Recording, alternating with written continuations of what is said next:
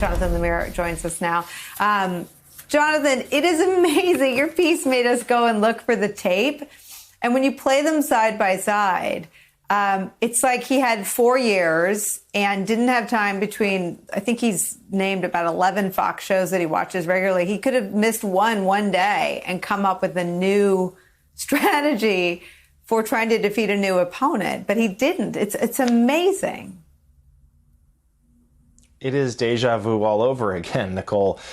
Basically, what this shows is a candidate and a campaign that couldn't adjust, that they thought this year, coming off of impeachment before the pandemic arrived, that they'd either be running against a sort of a socialist in Bernie Sanders or Joe Biden, who they thought they could paint as this corrupt creature of Washington and use the same attack lines they used against Hillary Clinton.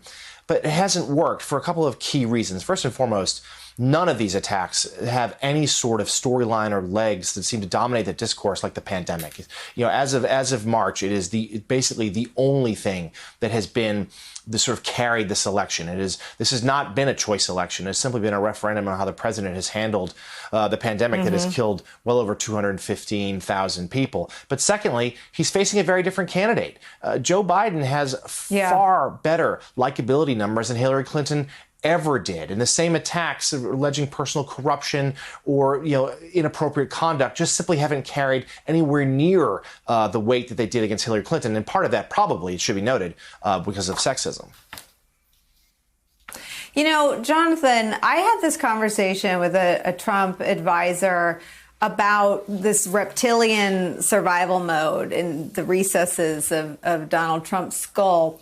And this person says that is that part of his brain that tried to take him out by getting impeached to try to dirty him up, that there was part of Donald Trump that knew that Joe Biden represented the greatest threat to him in a general election. Do you buy that? I do. His advisors have said as much, prior to this year, back in 2019 even, hence the president's effort to ask Ukraine to help investigate the Bidens, but also because he saw in Biden someone who was far more moderate than other Democrats. So a lot of his efforts to paint him as a socialist, or in this case, what he ended up doing, saying he was a creature of the socialists, didn't work. But he also saw in Biden someone uniquely situated to appeal to that Trump voter that matters so much to him. Those sort of white working class voters that he pulled away from the Democrats, pulled away from Obama in 08 and 012, won in 16, and feels that Biden is best situated to get them back, particularly in those three Great Lakes states that could very well decide this election, particularly Pennsylvania. I want to read some of your great reporting because it gets to where this leaves us in the state of the race. You write this: the Trump campaign believes it has a viable, if narrow, path to victory. It has tried to repair his standing among seniors and suburban voters and believes the president can find his way to 270. Again, by winning the Sun Belt, Florida, North Carolina, Arizona, while making a huge push in the most contested state on the map, Pennsylvania. But some Trump allies and aides believe the campaign's inability to define Biden while just resuscitating old talking points is a failure, one exacerbated by a president who can't stay on message. Trump never misses an opportunity to prove his own skeptical advisors correct, because today, 15 days out, he has spent the whole news cycle attacking Tony Fauci, not Joe Biden.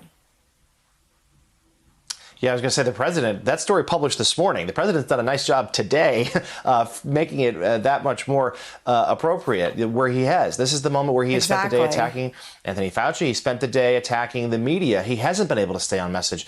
The campaign just a week ago was telling reporters, myself included, that they really wanted to close on an argument about the economy, pointing to a Gallup number from the other day that said that 56% of Americans felt that they were better off today than 4 years ago, even with the pandemic. That's what they wanted him to be talking about. Instead, he's talked about anything but. And it is once again proving that he is an uncontrollable candidate. And yes, they do feel like there is still a path to victory here. And it should be noted, those states you just read off, they're all pretty close. It is not impossible for the Trump campaign to do this, which is why the Biden camp has been sounding warning alarms, telling people, don't get complacent. This is still a race.